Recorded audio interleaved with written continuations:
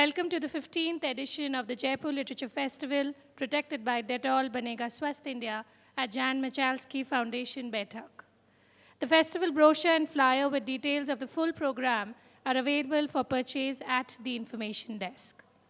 We are delighted to introduce Another Time, Another Place. This session is presented by Rajasthan Patrika. The transportive powers of fiction are incomparable and have nurtured a space for infinite imagination in our minds. Tarana Husain Khan's The Begum and the Dastan paints pageantry of the feudal past, a myriad of characters, themes, and moments in time.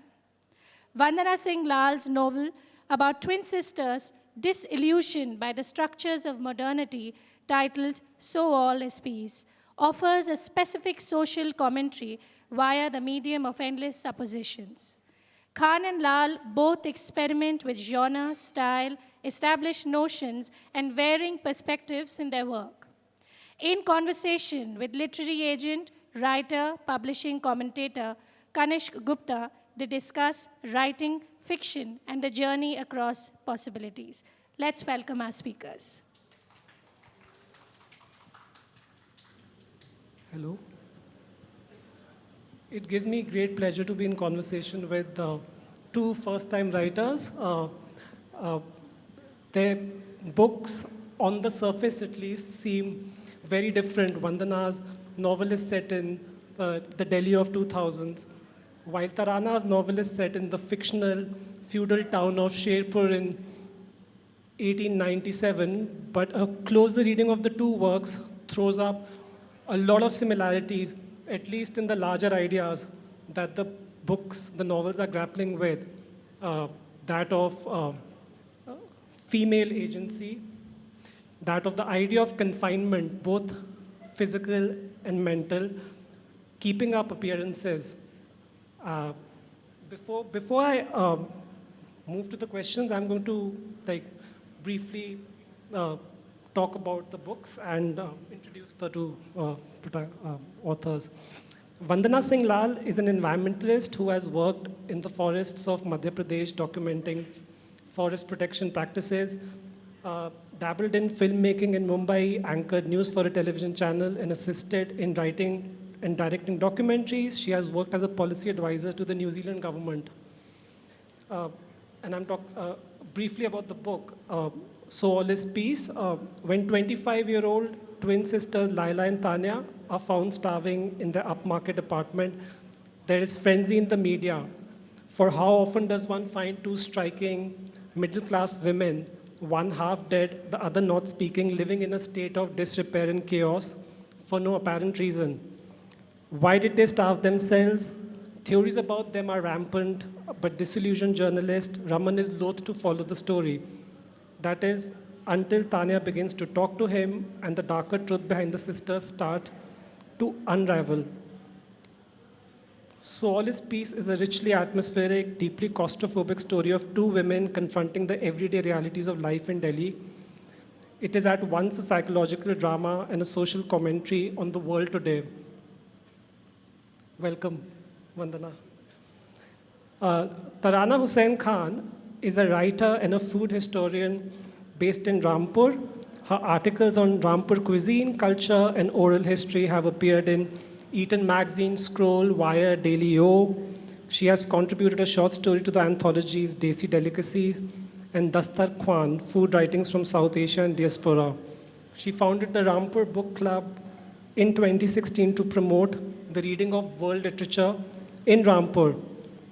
The Begum and the Dastan is a work of historical fiction set in feudal India based on real-life characters. It traces the story of Firoza Begum, who defies the orders of her family and happens to attend the Sawan ceremony at the Nawab's palace, after which she is confined, forced to marry the Nawab and be a part of a harem.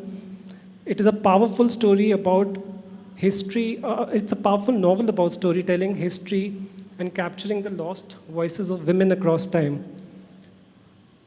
Vandana and Tarana wanted to do some readings before I start asking them questions about the book. So, Vandana, would you like to start first? And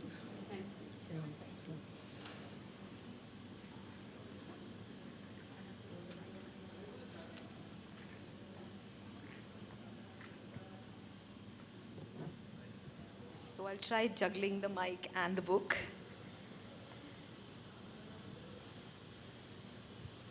I'm reading from the first chapter of my book and just a couple of pages.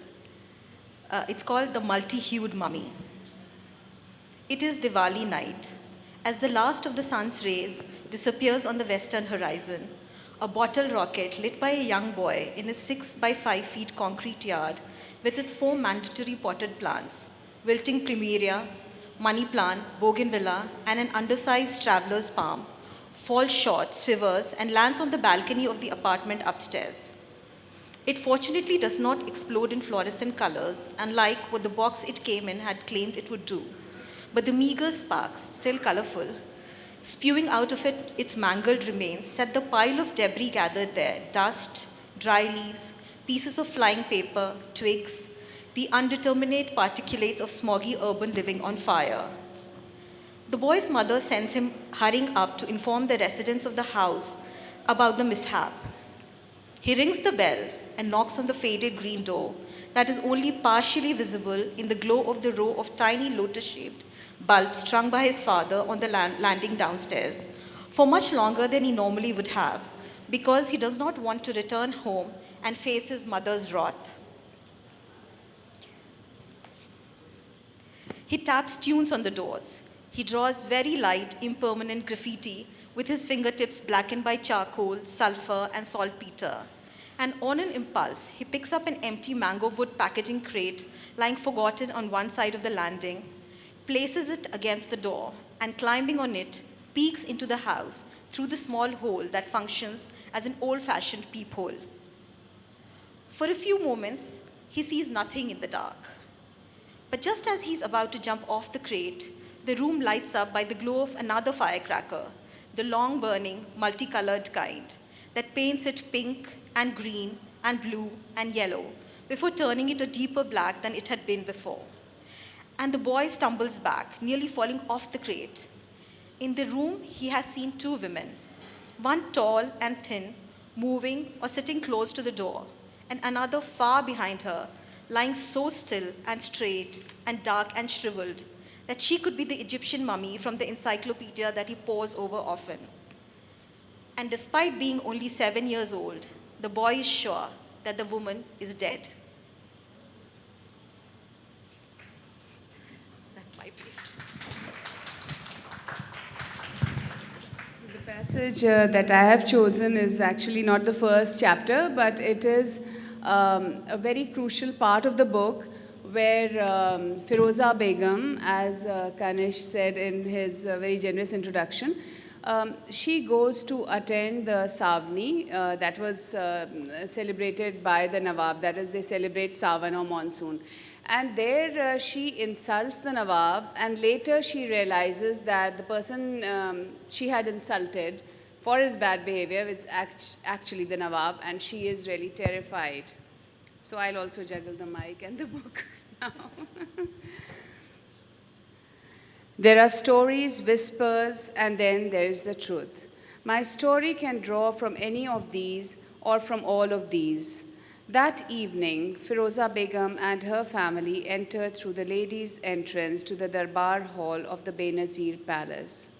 It led to a gallery that ran around the hall, shuttered with split bamboo curtains hanging on elaborate arches to shield the ladies from the male eyes, because there was a parda system that was practiced at that time. Eunuch ushered them to their seats to the right of the royal throne, where they had a good view of the proceedings. The light in the viewing gallery were low, such that only the silhouettes of the ladies with a gleam of color could be discerned by an attentive male eye. Firoza sat close to the frieze, peering at the hall resplendent with glittering chandeliers, turbaned kings, bejeweled in their long jama kurtas, the noblemen and British officers in their smart trousers and red coats with badges and insignia. The musicians were seated at the center on a platform with Munga Jan, glamorous in her red and gold dancing costume, lithe and ready, her tinkling feet beating a rhythm. The chopdars, that is the mace bearers, entered the hall and announced the arrival of the Nawab. reciting his high-sounding titles. Amirul Umra, Farzand Ala, Daulat-e Inglishiya. Everybody rose from their seats and the British officers tucked their hats under their arms. Munga Jan bent double in her salam. Zubaida Begum, that is the mother of Firoza Begum, asked Firoza to get back to her seat. Ammi, no one can see us from outside. Let me just look at the Nawab once. The Nawab entered with quick, impatient steps, his head surging ahead of his body, flanked by the British agent and the chief minister. His frame was unimpressive and puny, but clothed in a cleverly padded, flesh-colored brocade sherwani. The ruby gleaming in his surpage and the pearl and diamond strings covering the pigeon chest created a dazzling aura of royalty. The Nawab turned to speak to his chief minister, the immaculately clipped mustaches quivering with his smile. It was an unremarkable face, imprinted with arrogance and that befitted all the tales of despotism she had heard whispered about him. Bibi, it's him. He knew her. She had insulted the Nawab and identified herself. Thank you. My first question to both Vandana and Tarana. Both of you came to fiction writing rather late in the day, and while there is no ideal appropriate age to write fiction, fiction is challenging even for like established writers. So even like writers who've written fiction in the past, but you started rather late. So I wanted to know about the challenges involved in writing a debut novel. I'm not quite sure what is the right time to write fiction. So I'm not I'm not quite sure how to answer this because I wrote fiction when I needed to write fiction. Always, writing something or the other, you were like assisting, like. No, I've always been a reader and a writer in the sense that I have worked all my life. I have kind of depended on my writing to go through life, including for my exams. So yeah, always a writer, but I was writing non-fiction in the sense reports for ministers, World Bank documents, You've also like assisted like screenplay writers and documentary filmmakers. Yes. Yep. But the scripting was very, yes. So yeah, I was with writing all my life. When I read about this, so as you said, they came from incident in real life. So when I read about these two sisters who had been found starving in an apartment in Delhi, and I read that they were educated, that kind of stayed with me. I wasn't sure what would make two educated women shut themselves and starve themselves. It just stayed in my head. I kept thinking about it. And so this book came out of it, but this is not their story. Like I did not follow up what happened to those sisters, what was their story. This just came from two women, if they found, what would motivate, or it's a very organic book. Like that incident stuck in my head, and then I had to write. That was the moment when I had to sit down and write. So, So basically the idea was... yeah, the idea came there, and the writing was completely organic. Like I knew I was going to write someday, but I didn't know when. And that day I sat down and I started writing, and I had no plot. I just knew that it was the story of these two people. And also another painting, you're probably going to mention that later, but it was the story of these two starving twin sisters who've been found in an apartment in Delhi, in an upmarket apartment. And then we go back to discovering what happened, and that's what the book is about.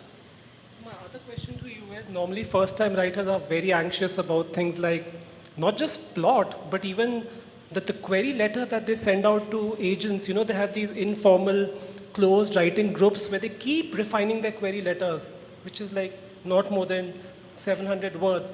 And you have mentioned in all your interviews, and even now, that the whole story came to you very organically, that you did not think through the plot, and you did not have any structure in mind.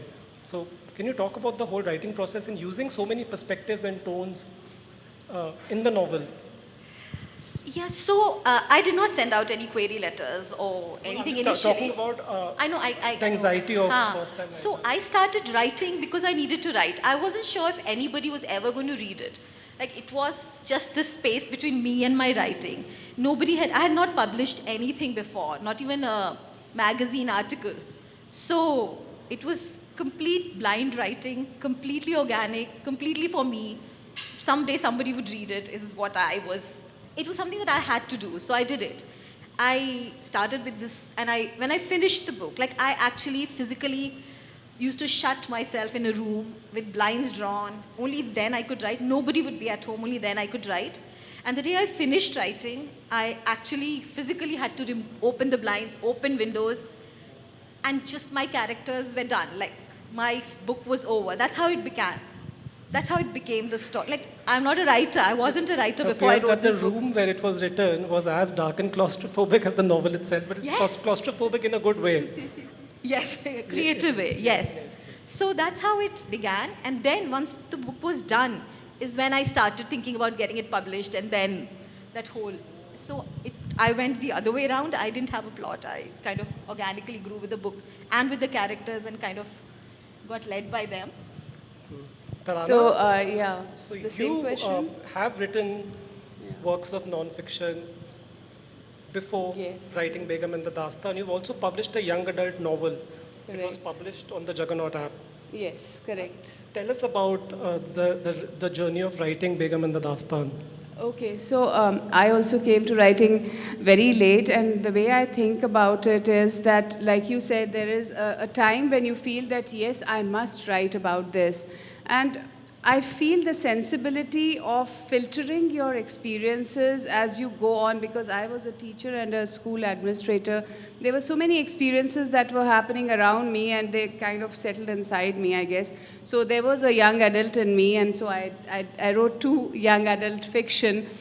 The idea of the Begum and the Dastan came from the oral history, let us say, or the narratives that you hear about while you are growing up. You know, this is how so and so behaved, and look at this girl, she defied her parents, and this is what happened to her. So like Firoza Begum defied her father and said that I want to go to this Savni. The father warned her. She said, no, I want to go.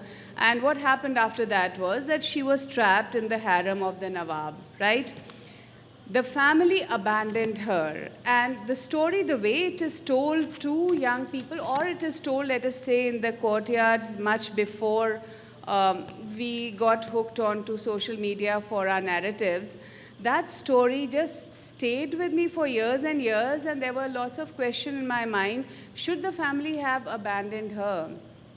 And they never saw her again, and all that happened to her came from inside the harem, came from hearsay or through other filtered information.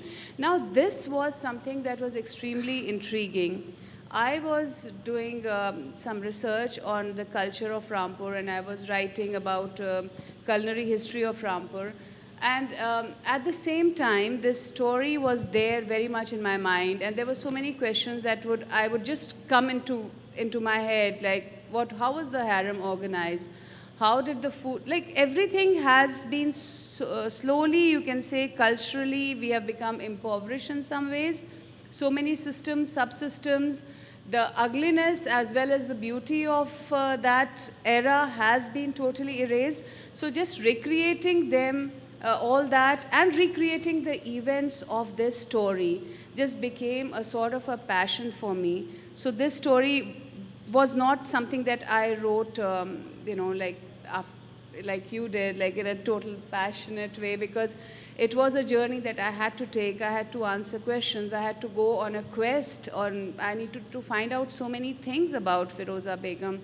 And so it took me actually 4 years to write it down and rewrite it several times till I actually came to the form that, that best corresponded to my desire. Because I feel that this is historical fiction, but historical fiction has to be in dialogue with the present day. And so ultimately the book is a historical fiction as well as it corresponds to the present day women and how they are dealing with their realities. So when you talk about the story behind the book, is it a true story?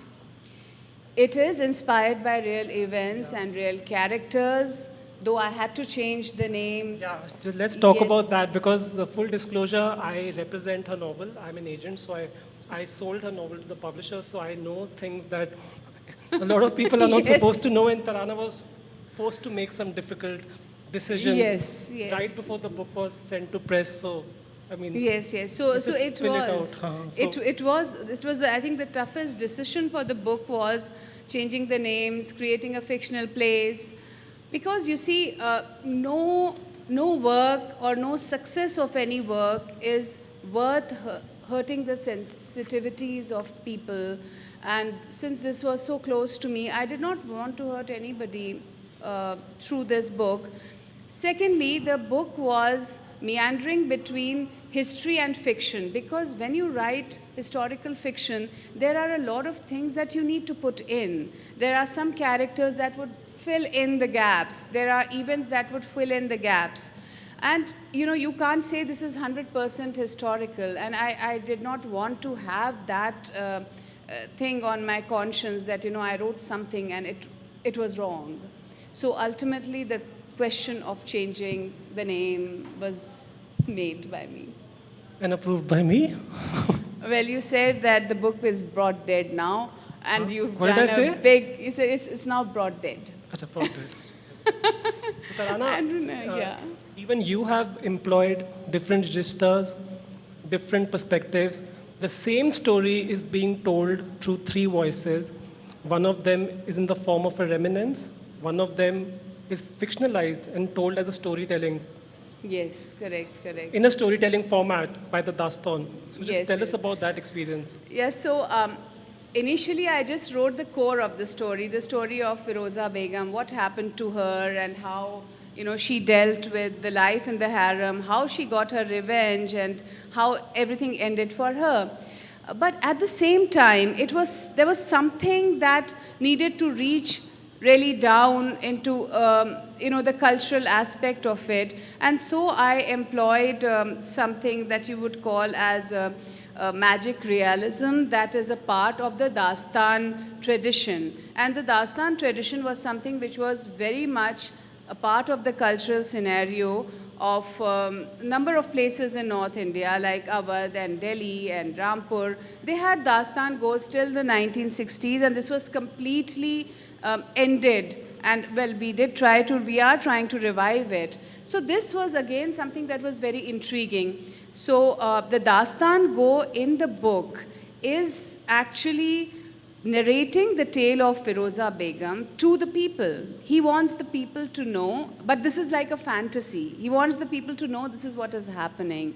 And he has the responsibility of the storyteller, like us. We have the responsibility of telling stories. And the third narrative is of the present day Amira, who is the great granddaughter of Firoza Begum. She is listening to the story narrated by her grandmother of Firoza Begum. So the same story is told by three narrators, and the third narrator is, I'm the third narrator who is narrating the story. So that's one Vandana, experimentation. I wanted you to talk about the structure of the novel and the shifts in and time and perspectives, both time and perspectives. Yeah, so the book starts with two women who've been found starving in an apartment, and then one of the sisters, or they're twin sisters, and one of the sisters is in coma and she's in ICU, and the other sister, and both of them are, by the time they're found, they're about 18 and 15 kgs, mentally in a very weird space. So one of the sisters starts telling the story, and she's fevered, and it's like a stream of consciousness. So that's one aspect of the story. But then there are outsiders who are viewing the sisters. So there is the perspective of the journalist and the inspector who is or IG who is supposed to find out what happened, because this is a big story. It happens in national capital, so everybody is interested. It becomes a question of women's, the ministry wants to know what's going on. So there is a lot of pressure. And of course, media. Media is really interested in, it's an exciting story, and there are these two beautiful, who used to be beautiful women who have been found starving. So then I think I will be a bit disingenuous if I say that, I thought of it. I thought I'll plot it this way. I didn't. I just started writing the story, and then the characters came through, and then other characters wanted their voice, and it worked like that. So yeah, it's told from the perspective of mostly Tanya, who is this fevered sister, but also from the journalist's perspective, who's looking at it from outside, and the inspector. And then we discover other things. And Tanya is a bit of an unreliable narrator, I guess, because she's mentally in that space where she's not necessarily coherent and not necessarily knows what she's talking about. And she deals with issues related to feminism. Like, she's an educated, very well-read woman whose family dies in an accident. So then she and her sister are placed, they have to now deal with the society on a one-to-one basis.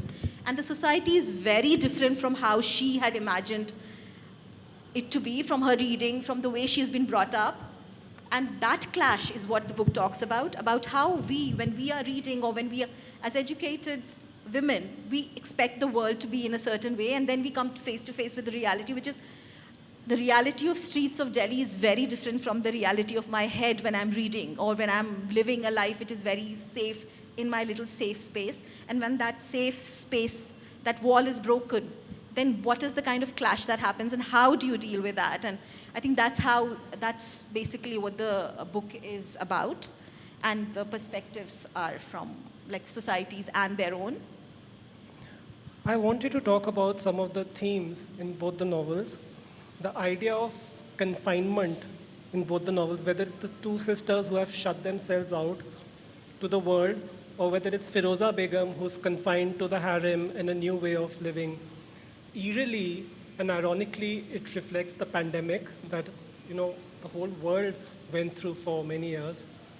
Just wanted to understand that has your reading of the book, your reading of your own book, evolved, or has it shown any new dimensions about the book that you may not have understood or even stumbled upon had the pandemic not happened? Would you like to answer? So initially, of course, when I wrote the book, the pandemic wasn't around. And yes, the idea of being confined to a harem was something that was very claustrophobic for me. But being confined inside the house and being terrified of things that lie outside the house also. I think that's what your book is also about. And the idea of Firoza Begum inside the harem is actually mirrored by her great-granddaughter, Amira, who is living in the present day and age. And she is not, she is confined in a way that where would she go? She used to go to the school, but her fees is not paid. And so she has nowhere else to go but stay at home and listen to these stories. So my book actually confronts the question that has anything changed for small town girls and women today? Of course, if we sit in Delhi, and though, of course, in your book, the twins were in a big town, but they were still confined. But the idea of confinement of women in many ways through several time periods, in mentally also, that feeling of being confined mentally, the feeling of impossibilities that exist, that I can't do this, I can't go there. These are my limitations. I think these are the things that exist even today, especially in small town India and in the villages. So I just wanted to project this idea that though there are no harems, but we are still living in the harems of the mind. That is what I wanted to convey Vandana, through my book. there's a lot of mental confinement in the book. A lot of mental confinement in the book, in her book as well, yeah. Yes, I think there are two essential themes. One, when you come face to face with the reality of living without a boundary between your space and the world around you. But there's another there is also, I mean, these are young women, and one of the women kind of finds a relationship which is not necessarily sanctioned by the society. And the double-edged effect it has on her. On the one hand, she's happy with the relationship. On the other, the society doesn't look at it well, and so they keep pounding her until she breaks. And the relationship itself also is, because of various reasons, also breaks. So it is also the way we look at a woman's sexuality, for instance. It also deals with that. She starts feeling guilty that because of her needs, she opened a Pandora's box which she wasn't able to confine, which she wasn't able to shut. And that was a very interesting question for me, because, you know, in the West, people like Amya Srinivasan, people are talking about how women's sexuality in various forms, do women have right to really have a desire, and what are the various forms it takes. But here, the whole question of desire is like put aside, like a woman cannot have that desire. And even Leila kind of, because of the way okay, so these two sisters live in a housing society in Delhi, where the rules, I don't know if anybody has ever lived in a gated community in Delhi or any place. There are these rules that a community of elders, and usually they are older men with preconceived notions of how people should live, especially women living alone. There are rules that you're not supposed to come back after 8 o'clock, 9 o'clock. You cannot have a party. You cannot have male visitors, for instance. You know, which is ridiculous for an adult person to have to confine to. But that's how it is in a lot of societies. So they're dealing with that also. That they have a man in their lives, one of the sisters, and the community is so against it. So this book also deals with that question, the question of, and the shutting, when they start shutting down, and so these sisters confine themselves to their houses, they shut and they starve themselves. And they do not starve themselves in they do not make the decision to starve themselves. It just happens. As they go through the process, they start eliminating food, because I think food is the strongest bond that we have to our physical self. And I think unconsciously they start getting rid of that kind of connection. They start getting rid of the foods in an alphabetical order. Can you just tell us about that whole Yeah, so subplot? they started as they have done, I don't know if I can say it without revealing everything, but there is a kind of twist in the end. But so they started as a game between them. So they start by, they unconsciously, I think, want to punish themselves to some extent because of what has happened. But so they start their starvation with alphabetically going, they don't call it starvation, they just start talking about a game that they're going to play and start eliminating foods which, say, starts with an A and then B and then C. And then they decide that A and B and C are not confining enough food, so they start talking about ingredients of food. So anything that has an ingredient, for instance, the scientific ingredients. So if something has vitamin E or something has ascorbic acid or things like that, they start eliminating like that, and that's how they go. And I think by the time they reach N, they are already almost dead. So, and they're found after that on that Diwali night when that little boy peeps inside their house and sees these two women. So that's how their starvation happens. Although they do not look at it as starvation, they never really realize it because their mental capacity is kind of becoming less and less, and they don't understand what is happening completely. One thing that I found very interesting about your novel was the way you have named your chapters, chapter headings. They kind of foreshadow the chapter, but they are very punchy, those lines. So how did you go about that? Okay, after my second book, I think I'll be able to tell you about the process. Right now, I sound really dumb because it is very organic. Like I said, really, I didn't really think it through that much. So when I was reading, I had to make chapters. And the names of chapters were for the way they were. I'm sorry, I am very bad. Next novel, and I'll tell you in detail what my writing process is about. This was organic. Both the novels have great cinematic appeal.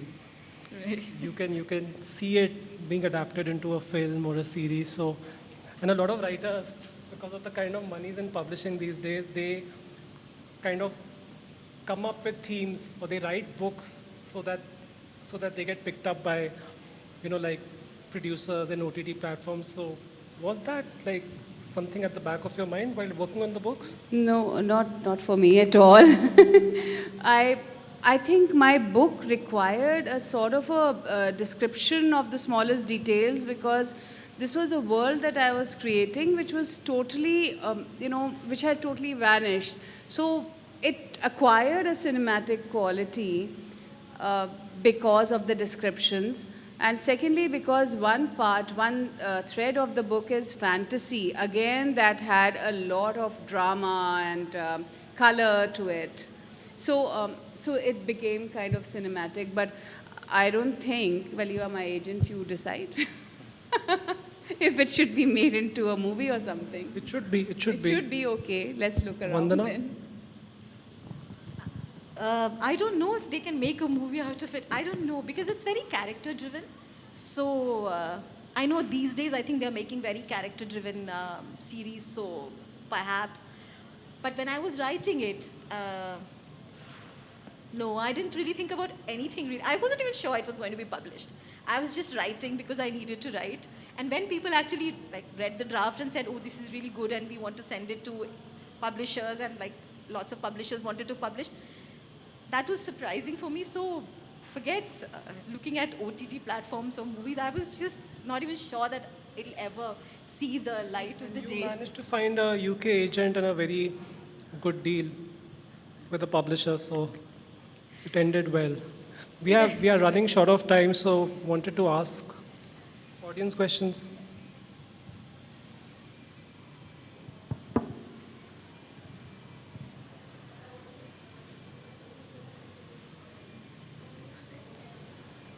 Good evening.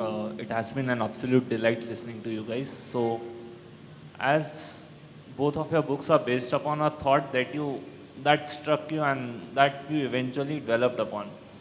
So, in today's generation, we don't find people actually giving so much thought to an event or that event sticking their minds. Like the story has stuck in ma'am's mind for I don't know how long, and she has taken 4 years to just write the book, so it must have been really long a process. So, do you think there's a gap between things that is going in the younger generation, like they are too much attracted by the social media and they're not paying attention to such events that have occurred? And if yes, how do we bridge the gap? So, should I go first? So,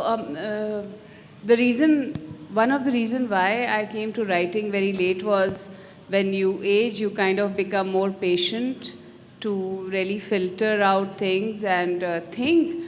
Yes, I do feel that the newer generation has lost its focus because you need to be entertained all the time at every point of the time. So does it stick to you? Will you go out and continuously research it? Yes, that is what makes real fiction. If you really get deep into it, and the characters start dominating your thought process, and you actually live with them for years and months definitely. Otherwise, you would never have those layers, and I think that's essential for any writing process.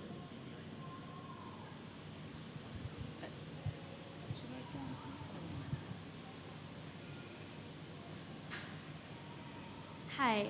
So this question is for Tarana ma'am, and I guess I was wondering that for you, like you wanted to tell the story, which was very much rooted in reality. So were you clear from the beginning that it was going to be a piece of fiction, or was fiction a tool to tell history? As in, all histories are fiction, and all fiction is history ultimately. So I mean, I think there's something really powerful about fiction as a way of telling history, and in terms of like it allows a lot of liberties, like you were saying.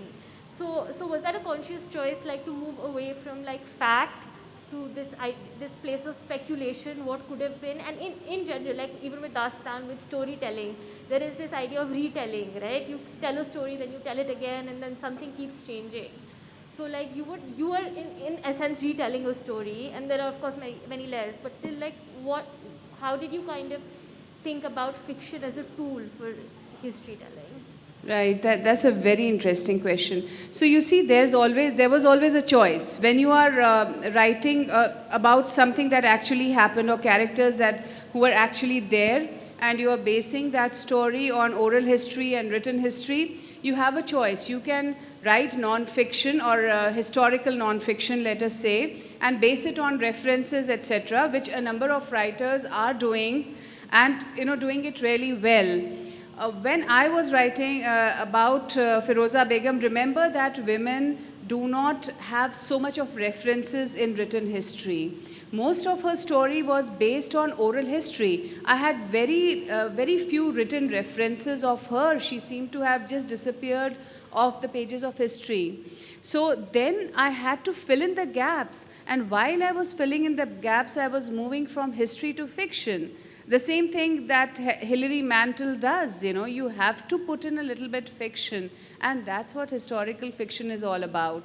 So that became a conscious choice for me that yes, I will make it a historical fiction. I could very well have made it just a historical perspective of a Begum, written about her life with references and everything. But how much of history is, perfect history is oral history really, And women, the history of women is barely ever written. It's the history dominated by men. And I wanted to write about a woman. Thank you.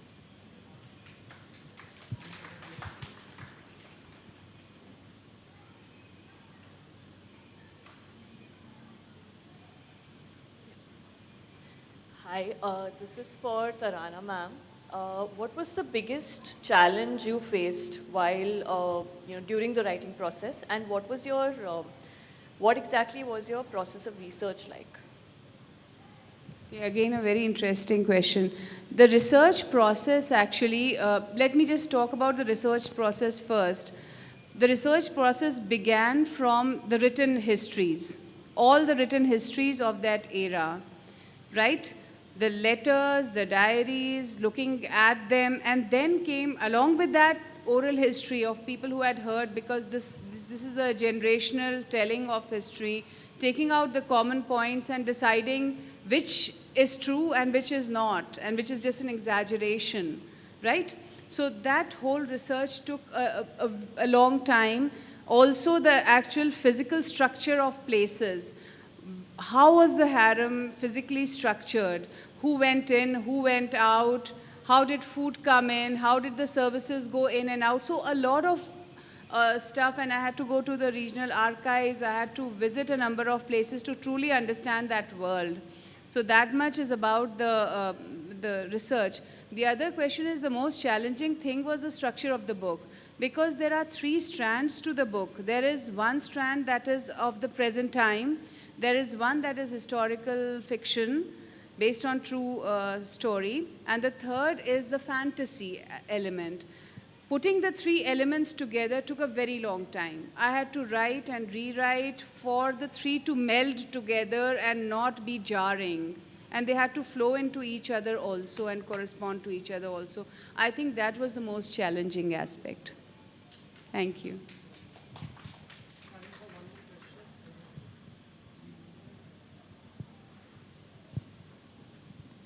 Thank you, Vandana and Tarana. And I would urge all of you to buy your copies of So All Is Peace and Tarana's book. Shashi Tharoor has called it an astonishing debut. And Tarana's book is up for a major prize, Women's Fiction Prize, instituted by She the People. So all the best for that. Thank you so much. This has been a pleasure. Thank you so much Thank you for so having me. much. Thank you. Thank you. Thanks, Vandana.